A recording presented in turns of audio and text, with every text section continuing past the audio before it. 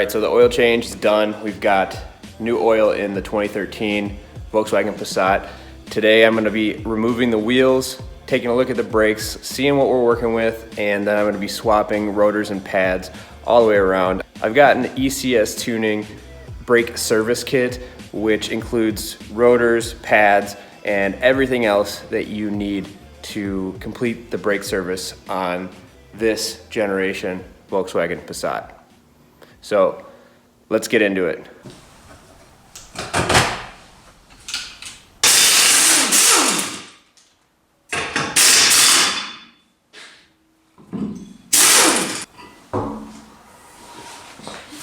All right, so these brakes are toast. Rotor, the pads, I'd be surprised if the pad had any friction material left on it, maybe just rubbing on the metal backing plate. Very similar to any other Volkswagen Audi brake caliper. We've got the slide bolts here. We're gonna need to remove those. That will release the caliper. We can pull that off of the pads, set that up here, around here. At that point, we can remove the pads, we can remove the caliper carrier, and then we will wanna compress the piston and then replace everything, including this rotor, which is absolutely thrashed. You'll notice that there's a Torx screw here. We're gonna wanna hit that with some PB Blaster right at the start here so it has some time to penetrate. We don't want to strip that screw out. It's a pain in the butt. I've done it before. So on this particular rear brake caliper, this retaining nut appears to be a square nut. You can get a 19mm wrench on it. Slightly different than what I've seen before, but same concept. Hold this nut here and you back this bolt out. That should be a 13. Yep.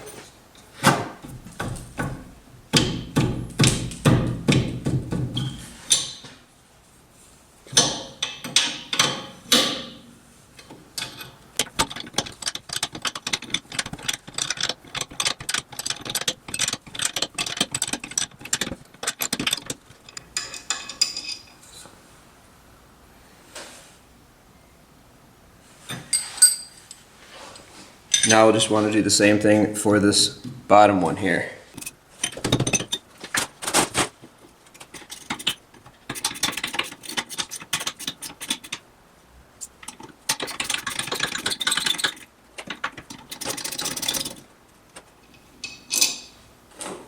There's the other one. With a small pry bar, the caliper should be loose. So we can pull that off. Just want to make sure, as always, to avoid putting too much tension on any brake lines that are here. And let's see, this whole assembly should come off with the caliper. So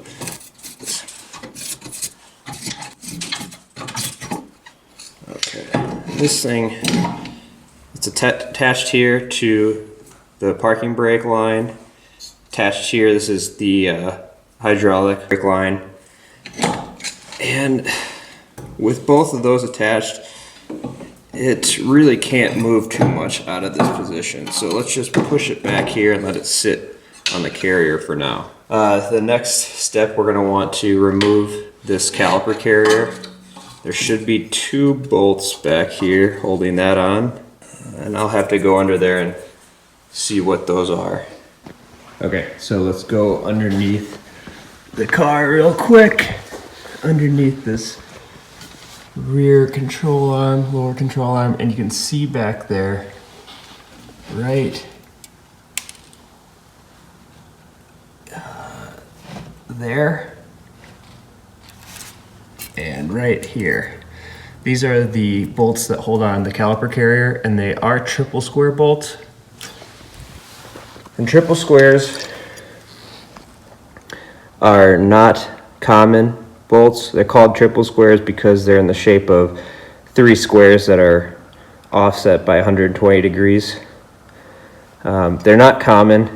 I picked these up, I think, at Northern Tool. They happen to have some. This was a while ago when I first encountered triple squares on Volkswagens. But just be aware that it's not a Torx bolt. You need to have these triple squares, and having these before you start will save you a lot of time and frustration.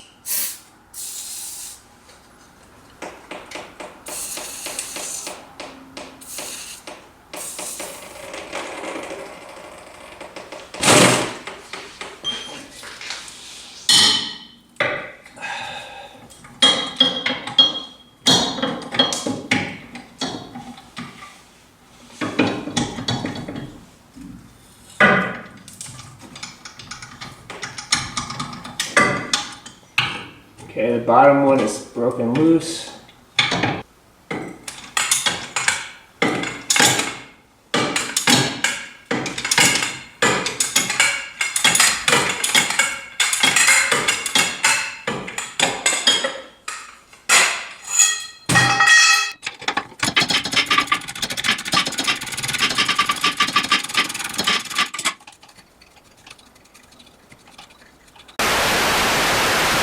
Well, I don't know where I lost you, but we've got both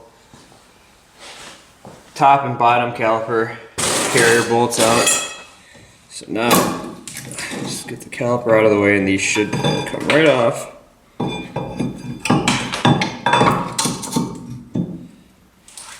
With the pads.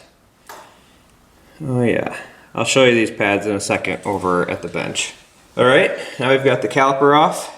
We've got the carrier off and the pads. We just need to remove the rotor. And this screw will be a Torx screw. It appears it is a T30 Torx. Okay, I would never do this if I was going to replace these rotors, but since these are going straight to the recycling center, I'm just gonna have vice grips and hold on to it this way. Hopefully this will be enough. Stop it from rotating. Thank God. These screws are very finicky and they strip out super easily. And if you want to make a 45-minute procedure take 2.5 hours, stripping out this stupid screw is a good way to do it. Now theoretically, this thing is loose and should come off the vehicle, but a lot of the times it's seized on here. There's rust, oxidation back behind the rotor on the hub. So I'm going to screw in a lug bolt so that this thing doesn't fall off, and then give it a couple hits on the back side and it should fall right off.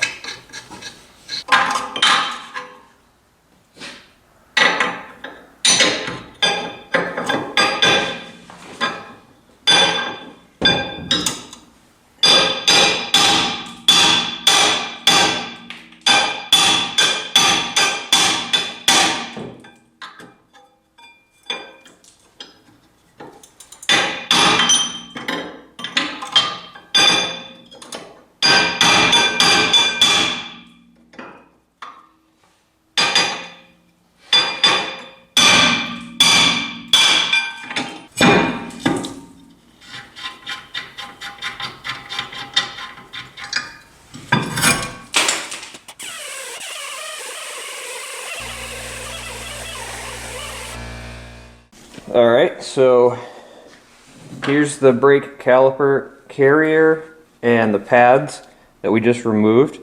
And we're going to have to remove the pads and then remove these clips in here before we reinstall it. We'll also want to take a look at the actual slides, see if they are free of debris and make sure they're well lubricated. So let's get this thing disassembled. It's really quite easy. You can just pull out with your fingers, or you got a screwdriver handy. Just kind of pry them back and forth until they come out.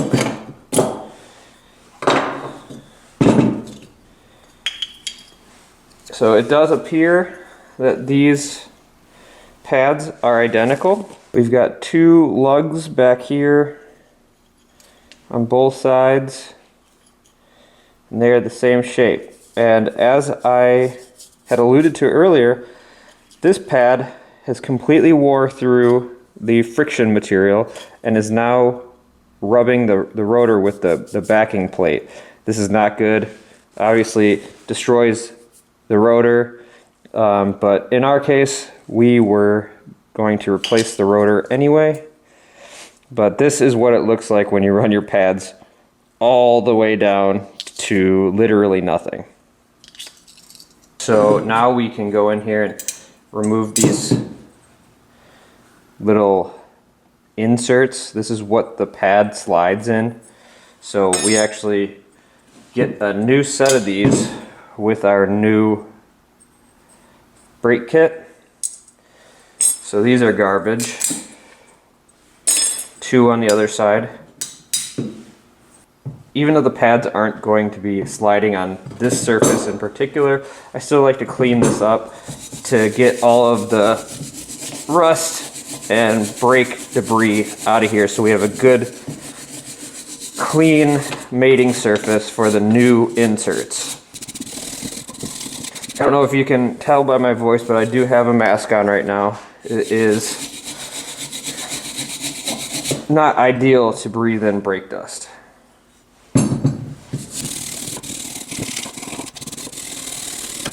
So there you should be able to see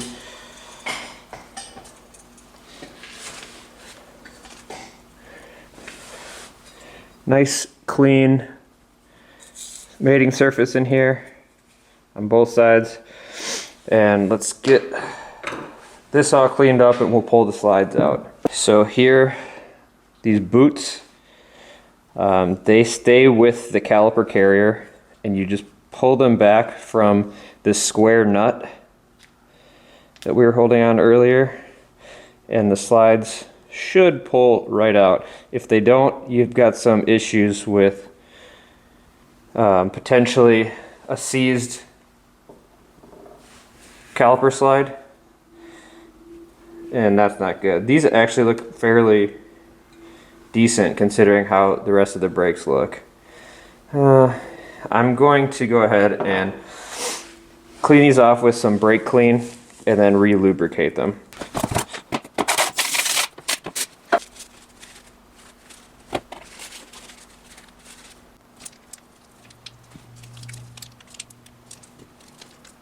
Well, I guess normally I'd be wearing gloves at this point, but I don't have any.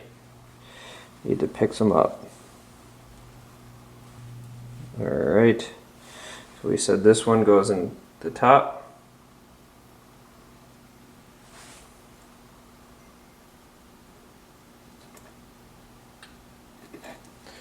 We just need to pull that boot back over like so. Nice and free in there, which is what we want.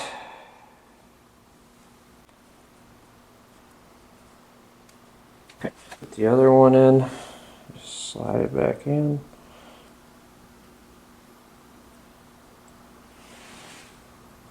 Okay, and then pop the boot back up to that square, I guess, nut. And that's that. Now we just need to open up our new brakes so we can get the inserts to install. That would be these guys. For this Passat, since I am attempting to flip it, I just requested that ECS send me their kit that's the least expensive, just the bare bones. And obviously this is not a performance vehicle anyway. Okay, so these are the inserts, as I was saying. It actually comes with new slide bolts, which is very nice. And of course, the pads. So I open these up quick.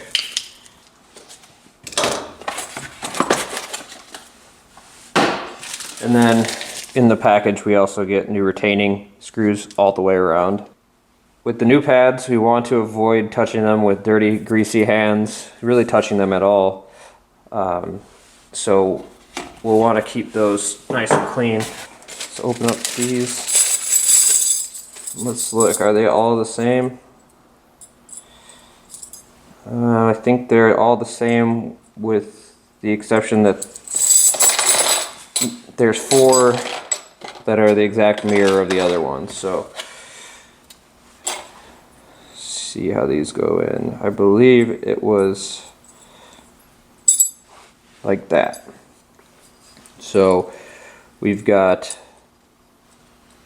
this little groove in here, right here. There's a clip on here. This should just pop over the top and clip in. Sit down in there once the pad is in. So we've got another one here.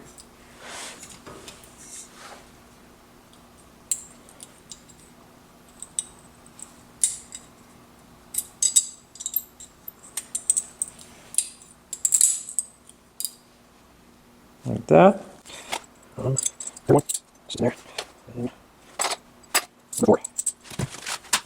So at this point, we've got the new inserts in. As I said, the pads slide on these tabs in the inserts, so we're going to want to lubricate those up.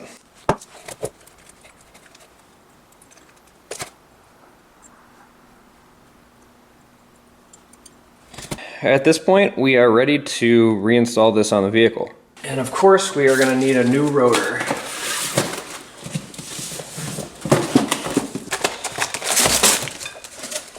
And we actually get another retaining screw with the rotor, which is nice. And again, we're going to want to make sure that we don't touch the rotor surface with our nasty hands.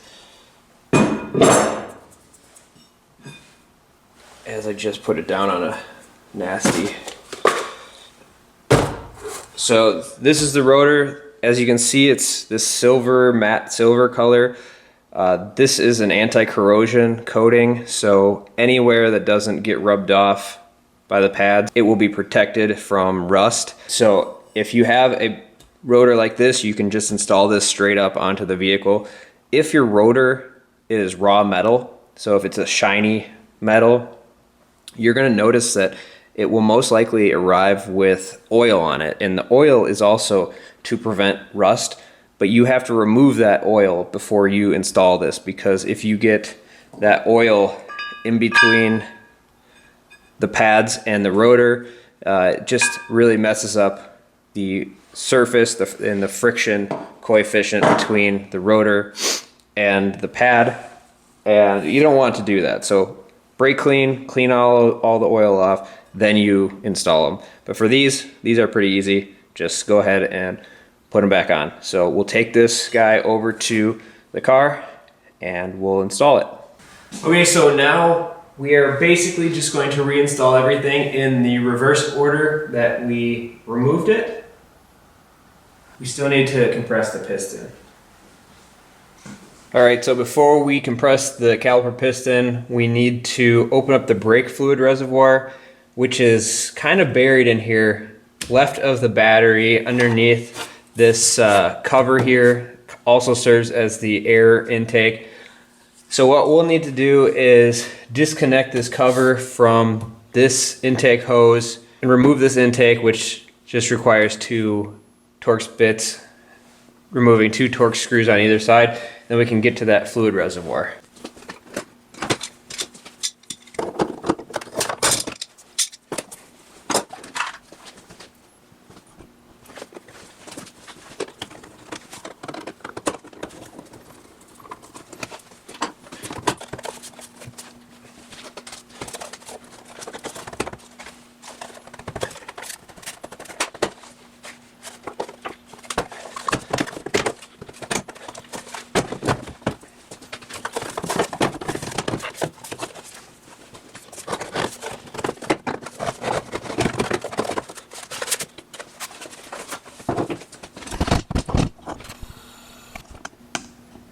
So now what we're going to want to do is open up that fluid reservoir to relieve any back pressure when we're compressing the pistons. And then we're also going to want to put some paper towel around here, so when the fluid comes back up the lines and into the reservoir, if it does overflow, you don't soak the engine bay with brake fluid. So I'll do that quick. And put the car back up on the lift.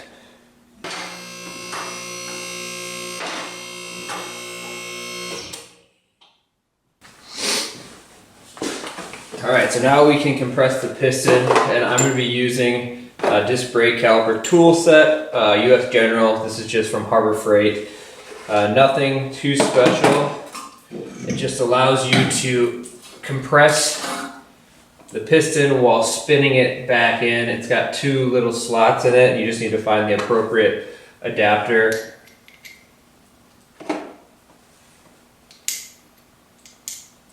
There we go. That one fits on nice and flush.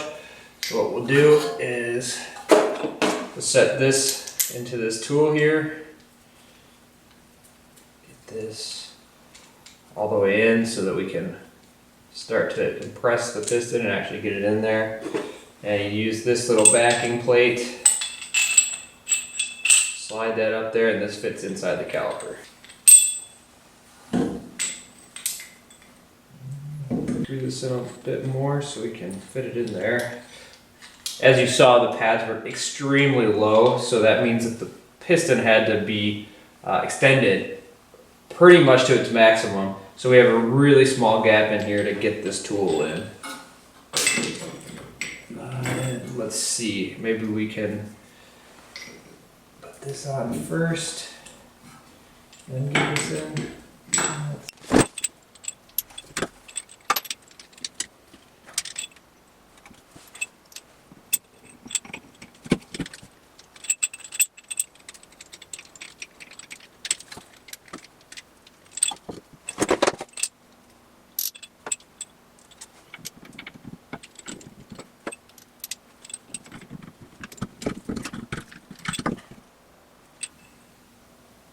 I have to get creative.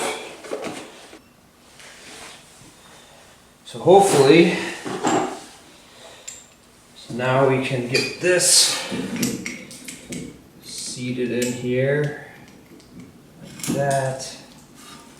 And if everything works out, this will slide in here, like that. Okay, well, that's annoying.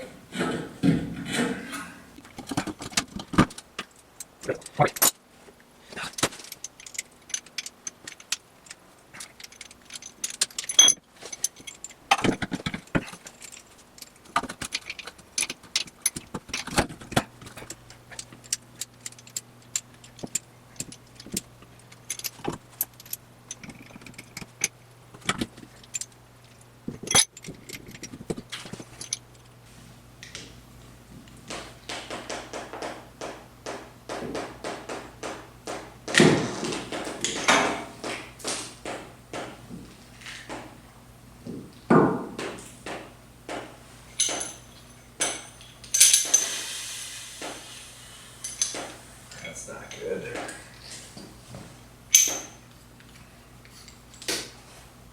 That means that the seals in the caliper piston are leaking. Brake fluid is getting past the caliper piston and is dripping out here. So I'm going to have to address that.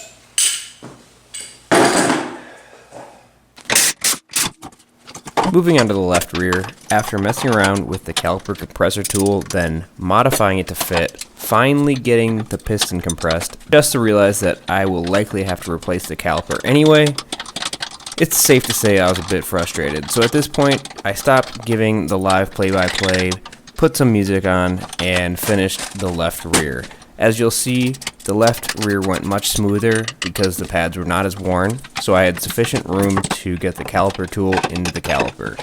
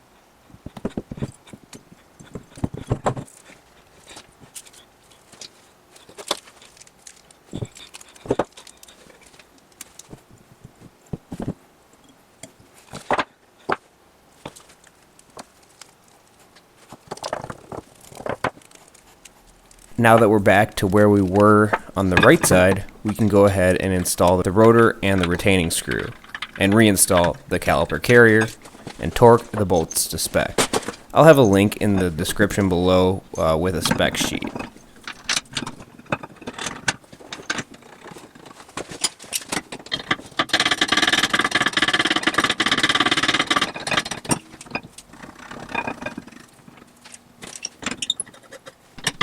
With the caliper carrier installed, we can seat the pads and place the caliper over the pads and rotor. Then reinstall the slide bolts again, torquing them to spec. And with that, everything is installed. I will purchase a new caliper for the other side, which I will detail in another video. However, the next video, I'll move up to the front brakes and get those replaced. So stay tuned for that. Thanks to ECS Tuning for the help with the parts. Links to everything will be in the description below. Thanks for watching, and I'll see you next time.